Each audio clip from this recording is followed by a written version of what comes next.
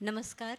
शिक्षा समस्या और समाधान चैनल से जुड़े आप सभी सम्मानित सदस्यों का हार्दिक अभिनंदन है। साथियों, शिक्षा गुणवत्ता स्तर में सुधार हेतु आज हम जिस बिंदु पर चर्चा करना चाहते हैं वह बिंदु है उल्टी गिनती लिखते समय विद्यार्थी शिक्षक को चकमा कैसे देता है। जी हाँ, उल्टी गिनती लिखते समय विद्यार्थी शिक्षक को चकमा कैसे देता है। साथियों, इसके पूर्व अंक में हमने चर्चा किया था कि जब गणित विषय के अंतर्गत विद्यार्थी को सीधी गिनती सिखाई जाती है तो सीधी गिनती ज़ोर ज़ोर से बोलकर बोलना, पढ़ना और लिखना सिखाने से क्या लाभ होता है। 1 से 100 तक जब बच्चा सीधी गिनती को भली भांति सीख जाता है, उसके बाद उसी विधि के साथ, उसी मेहनत से और उसी शिद्दत के साथ उल्टी गिनती को भी सिखाना आवश्यक होता है।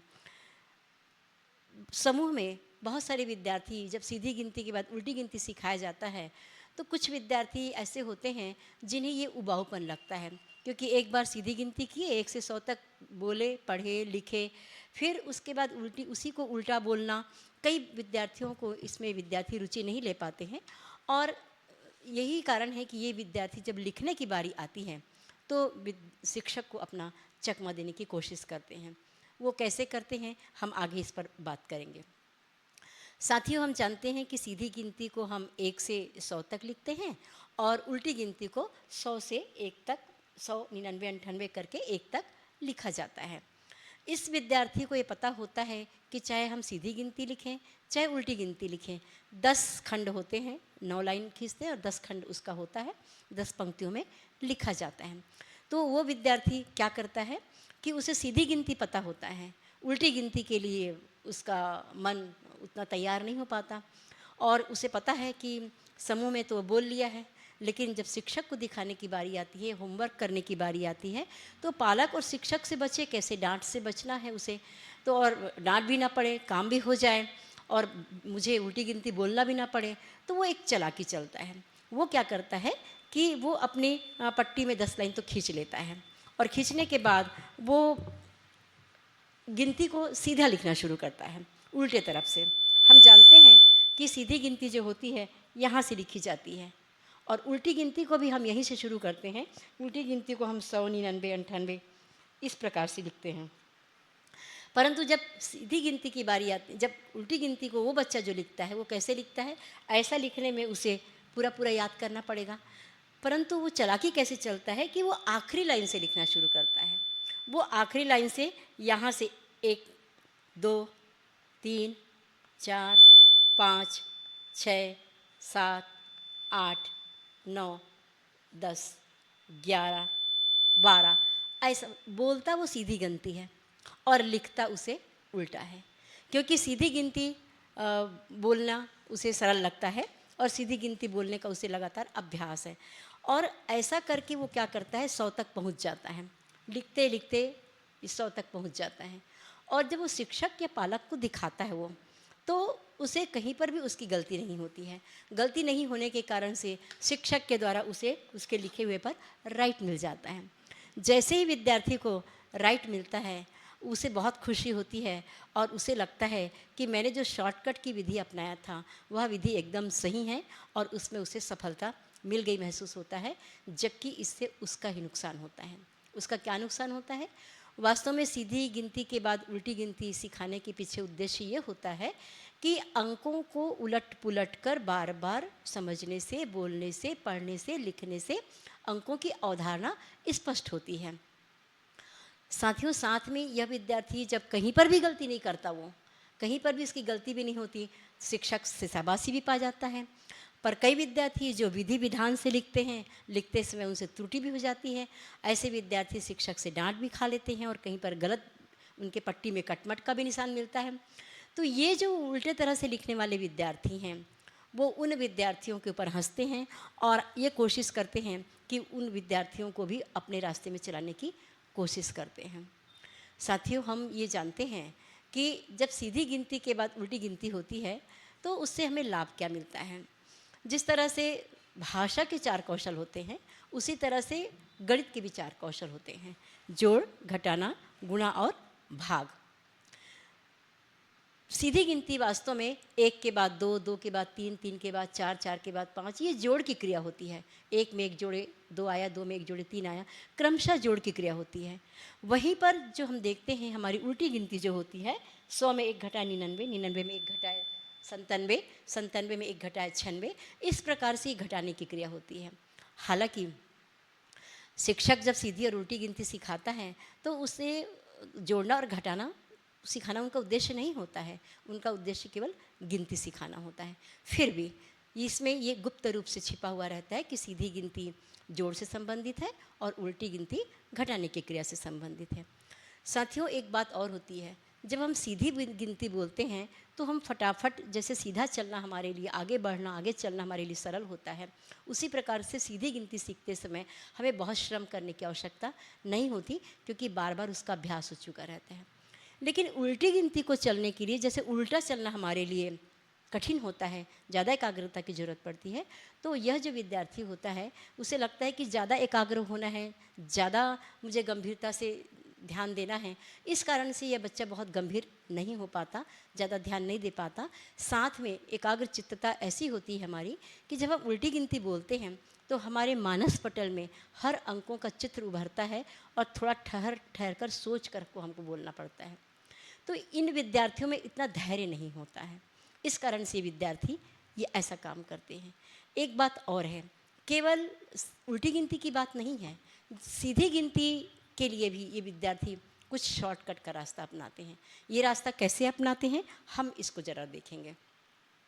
इन विद्यार्थियों को ये करते क्या हैं, इन विद्यार्थियों को बैठकर लिखना पसंद नहीं आता। ये बोलने में होशियार होते हैं, समझ भी जाते हैं, परंतु बहुत सारे पालकों की शिकायत होती है कि हमारे बच्चों को बोलना आता है, पढ़ना आता है, लेकिन वो लिखना नहीं चाहते हैं, लिखने में आलस्य करते हैं, लिखने में उनको तकलीफ़ होती है, तकलीफ़ महसूस करते हैं, क्योंकि उसके लिए एकाग्र चित्तता की ज़रूरत पड़ती है, उसके लिए एक जगह बैठना पड़ता है। ये बच्चे कुछ चंचल होते हैं, हम कह सकते हैं कि ये होशियार किंतु लापरवाह बच्चे होते हैं ये बच्चे।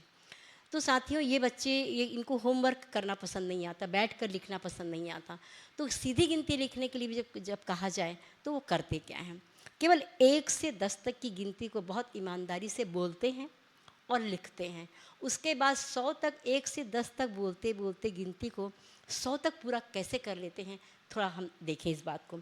वो क्या करते हैं, बोलते हैं 1, 2, 3, 4, 5, 6, 7, 8, 9 और 10। ये 10 तक लिख लिए।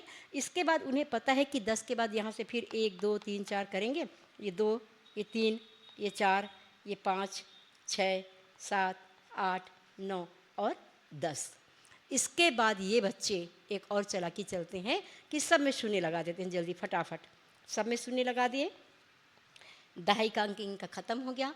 इसके बाद बच्चे 11, 12 कौन बोले, 21, 22 कौन बोले, इसकी अपेक्षा ये क्या करते हैं, तो ये फिर से उनको पता है, फिर यहाँ से 1, 2, 3, 4, 5, 6, 7, 8, 9 लिखने से काम पूरा हो जाएगा हमारा। और उन्हें ये भी पता है कि 1 अंक लिखेंगे तो उसको 9 बार लिखना है और फिर 1 से 9 तक लिख लेना है, काम ख़त्म हो जाएगा। तो 1, 2, क्षमा चाह रही हूँ, 1, 3, 4, 5, 6, 7, 8, 9, 9 बार 1, 1 लिखेंगे। फिर इसी के सामने भी 1, 2, 3, 4, 5, 6, 7, 8 और 9 ये लिख लिए। ये लाइन कंप्लीट हो गई इनकी। मतलब 1 से 10 तक उन्हें 11, 12, 13 बोलना नहीं पड़ा, उन्हें 21, 22, 23 नहीं बोलना पड़ेगा। फिर 2, 2 की लाइन लगा लेंगे और 9 बार 2 लिखेंगे, फिर 1, 2, 3, 4, 5, 6, 7, 8, 9 लिखेंगे और इसी प्रकार लिखते लिखते वो यहाँ तक पहुँचेंगे 91, 92 और ऐसा करते करते करते करते वो पूरे 100 तक लिख लेते हैं। और ताज्जुब की बात है कि इसमें कहीं पर भी उनसे लिखने में चूक नहीं होती है। तो ऐसे विद्यार्थी जब अपने लिखे हुए को अपने पालक या शिक्षक को दिखाते हैं तो देखने पर सब कुछ सही महसूस होता है, सही मालूम होता है, और सही महसूस की बात नहीं है, वास्तव में सही होता है। तो ऐसे विद्यार्थी शिक्षक से राइड भी पाते हैं और शाबाशी भी पाते हैं। साथियों, प्रश्न ये है कि क्या ये विद्यार्थी कमज़ोर विद्यार्थी होते हैं? जी नहीं, ये विद्यार्थी कमज़ोर विद्यार्थी नहीं होते। जो विद्यार्थी अपनी नई राह बना ले वो विद्यार्थी किसी भी दृष्टिकोण से कमज़ोर विद्यार्थी नहीं होते। ये होशियार किंतु लापरवाह विद्यार्थी होते हैं। जिन विद्यार्थियों को लिखना, बैठकर लिखने में रुचि नहीं होती, चंचल बच्चे होते हैं ये, और एक दिन ऐसा होता है कि ये बच्चे अपनी लापरवाही के कारण, शॉर्टकट विधि अपनाने के कारण से धीरे धीरे ये बच्चे पिछड़ते चले जाते हैं और कमज़ोर बच्चों की श्रेणी में आ जाते हैं, जबकि इनकी आईक्यू अच्छी होती है। साथियों, प्रश्न ये है कि ऐसे विद्यार्थियों को शिक्षक कैसे पहचाने। तो इसके पहचानने के लिए इसका समाधान क्या होना चाहिए। तो इसको पहचानने का एक तरीका है, जब शिक्षक गृह कार्य देते हैं बच्चों को और बच्चे पट्टी जमा करते हैं, शिक्षक जब उनको जांच लेते हैं तो जांचते समय हर विद्यार्थी को अपने पास बुला लें और उनको जो बच्चे ने लिखकर जमा किया है उसमें से किसी भी लाइन को पढ़ने बोलें। और जब बच्चे यदि पढ़ लेते हैं तो अच्छी बात है, जो बच्चे पढ़ नहीं पाते हैं बिल्कुल भी लेकिन लिख लिए, इसका मतलब है कि बोलने की अवधारणा भी उनकी नहीं आई है। तो ऐसे बच्चे चूँकि होशियार भी होते हैं, उल्टा लिखने वाले बच्चे, तो ऐसे बच्चों को सामने ब्लैक बोर्ड के पास आकर के भी लिखने के लिए, ब्लैक बोर्ड में लिखने के लिए या दूसरे बच्चों को पढ़ाने के लिए भी कह सकते हैं। यदि बच्चा पढ़ा लिया, लिखकर जो बच्चा सही सही लाया है, उस बच्चे ने पढ़ाने का भी काम कर लिया, बोलने का भी काम यदि उस बच्चे ने कर लिया सही ढंग से, तो हम मान के चलते हैं कि उसने सही काम किया है। किंतु जब बच्चा लिखकर तो सही लाया लेकिन बोलने की जब बारी आ रही है, पढ़ाने की बारी आ रही है जब बच्चे को, तो जब बच्चा बोल नहीं पा रहा है, इसका मतलब है कहीं न कहीं लिखते समय उसने गलती की है। तो साथियों, ऐसे बच्चों को बहुत प्रेम के साथ, सम्मान के साथ, एक शिक्षक ही है जो इस कार्य को कर सकता है कि उसे दिशा देते हुए कि सही दिशा में जिस प्रकार उसको सिखाया गया है पढ़ना, लिखना भी उसको उसी प्रकार से करना आना चाहिए। ये सीख दे करके, ऐसा करके बच्चों को सीधे उस लाइन पर में वापस लाया जा सकता है। तो साथियों, देखा आज हमने कि बाल मन जो होता है कैसे अपने लिए नई राह बना लेता है। कई बार ये बच्चे ऊंचाई पर भी चले जाते हैं अपनी नई राह से, और कई बार ये बच्चे पिछड़ भी जाते हैं। तो उनको सही मार्गदर्शन केवल और केवल ही शिक्षक दे सकते हैं, क्योंकि अपने बच्चे को जितनी गंभीरता से, जितनी बारीकी से शिक्षक समझ पाते हैं, कई बार पालक भी उनको समझने में चूक कर बैठते हैं। साथियों, गणित के मामले में एक बात और कहना चाहूँगी कि गणित में हिंदी के जो गिनती लिखी जाती है, बच्चों को इस बात की जानकारी ज़रूर दी जाए कि हिंदी की जो गिनती होती है उसे देवनागरी अंक कहा जाता है। क्या कहा जाता है?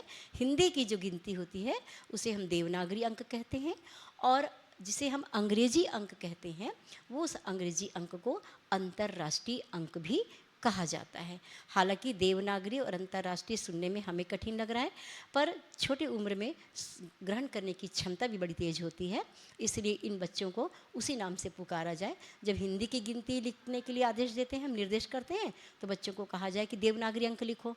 जब अंतर्राष्ट्रीय अंक लिखने के लिए कहा जाता है तो उनको कहा जाए कि अंतर्राष्ट्रीय अंक लिखो।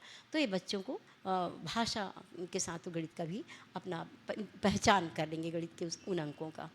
साथियों, इसके साथ साथ एक बात और कहना चाहती हूँ मैं कि भाषा और गणित के समझ के लिए एक और बहुत अच्छी विधा है जिसे हम मनगणित और इमला कहते हैं, जिसका नित्य अभ्यास करने से बच्चे में इन दोनों विषयों की अवधारणा जो है बहुत अच्छे से स्पष्ट हो जाती है। तो आगामी अंक में हम फिर से उसके बारे में, इमला और मनगणित के बारे में चर्चा करेंगे। तब तक के लिए आप सभी को धन्यवाद, नमस्कार, सादर वंदन।